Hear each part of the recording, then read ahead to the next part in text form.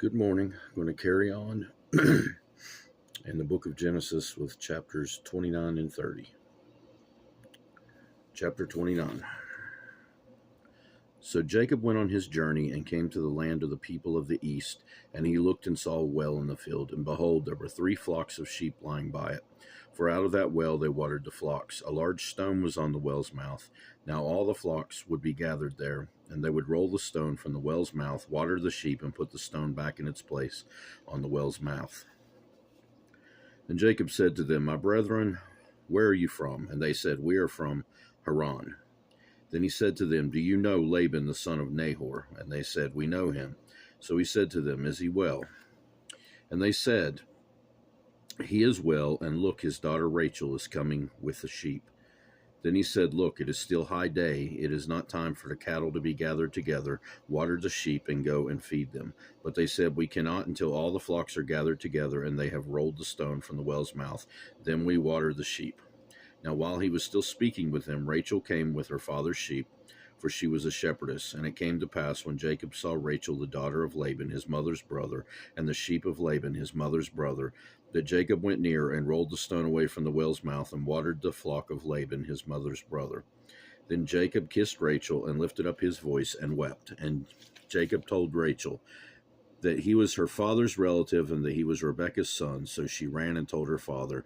Then it came to pass, when Laban heard the report about Jacob his sister's son, that he ran to meet him, and embraced him, and kissed him, and brought him to his house. So he told Laban all these things, and Laban said to him, Surely you are my bone and my flesh. And he stayed with him for a month. Then Laban said to Jacob, Because you are my relative, should you therefore serve me for nothing? Tell me, what should your wages be? Now Laban had 2 daughters. The name of the eldest was Leah, and the name of the younger was Rachel. Leah's eyes were delicate, but Rachel was beautiful of form and appearance. Now Jacob loved Rachel, so he said, If I will serve you 7 years for Rachel, your younger daughter. And Laban said, It is better that I give her to you than I should give her to another man. Stay with me. So Jacob served 7 years for Rachel, and they seemed only a few days to him, because of the love he had for her. Then Jacob said to Laban, Give me my wife, for my days are fulfilled, that I may go in to her.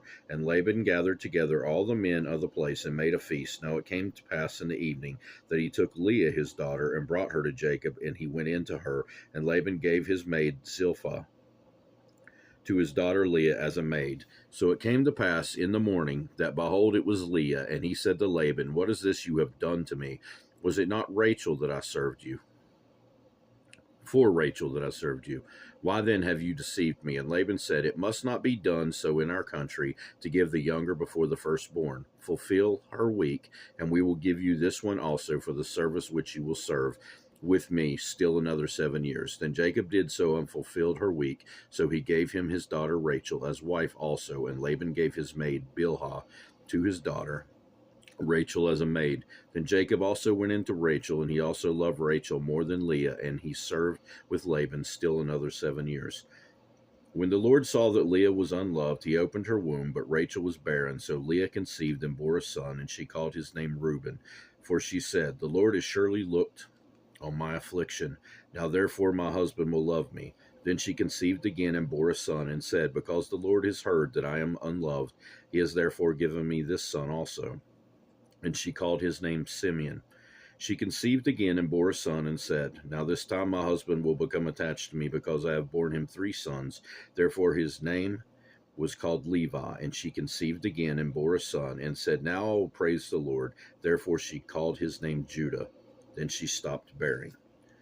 Chapter 30. Now when Rachel saw that she bore Jacob no children, Rachel envied her sister, and said to Jacob, Give me children, or else I die. And Jacob's anger was aroused against Rachel, and he said, Am I in the place of God, who has withheld from you the fruit of the womb? So she said, Here is my maid Bilhah. Go into her, and she will bear a child on my knees, that I also may have children by her. Then she gave him Bilhah her maid as wife, and Jacob went into her, and Bilhah conceived, and bore Jacob a son. Then Rachel said, God has judged my case, and he has also heard my voice, and given me a son. Therefore she called his name Dan. And Rachel's maid Bilhah conceived again, and bore Jacob a second son. Then Rachel said, With great wrestlings I have wrestled with my sister, and indeed I have prevailed. So she called his name Naphtali. When Leah saw that she had stopped bearing, she took Zilpah her maid and gave her to Jacob his wife. And Leah's maid Zilpah bore Jacob a son. Then Leah said, "A troop comes." So she called his name Gad. And Leah's maid Zilpah bore Jacob a second son. Then Leah said, "I am happy, for the daughters will call me blessed." So she called his name Asher. Now Reuben went in the days of wheat harvest and found mandrakes in the field and brought them to his mother Leah. Then Rachel said to Leah, "Give me some of your son's mandrakes." But she said to her, "It is a small matter that you have taken away my husband. Would you take away my son's mandrakes also?" And Rachel said, "Therefore he will lie with you tonight for your son's mandrakes." When Jacob came out of the field in the evening, Leah went out to meet him and said, "You must come in to me, for I have surely hired you with my son's mandrakes." And he lay with her that night. And God listened to Leah, and she conceived and bore Jacob a fifth son. Leah said, "God has given me my wages, because I have given my maid to my husband." So she called his name Issachar. Then Leah conceived again and bore Jacob a sixth son. And Leah said, "God has endowed me with a good endowment. Now my husband will dwell with me, because I have borne him six sons." So she called his name Zebulun. Afterward she bore a daughter and called her name Dinah. Then God remembered Rachel, and God listened to her and opened her womb, and she conceived and bore a son, and said, "God has taken away my reproach." So she called his name Joseph, and said, "The Lord shall add to me another son."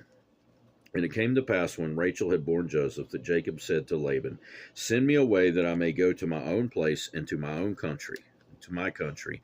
Give me my wives and my children, for whom I have served you, and let me go, for you know my service, which I have done for you." And Laban said to him, "Please stay, if I have found favor in your eyes, for I have learned my experience that the Lord has blessed me for your sake." Then he said, "Name me your wages, and I will give it." So Jacob said to him, "You know how I have served you, and how your livestock has been with me. For what you had before I came was little, and it has increased to a great amount. The Lord has blessed you since my coming, and now when shall I also provide to my own house?" So he said, "What shall I give you?" And Jacob said, "You shall not give me anything.